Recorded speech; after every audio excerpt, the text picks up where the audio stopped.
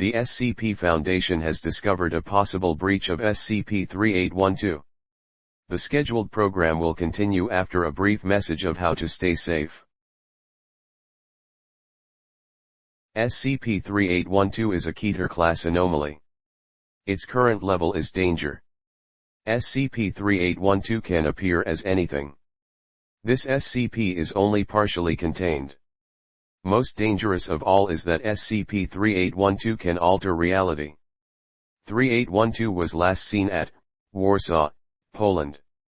This is a possible worldwide threat. Please remain calm and listen to how to stay safe.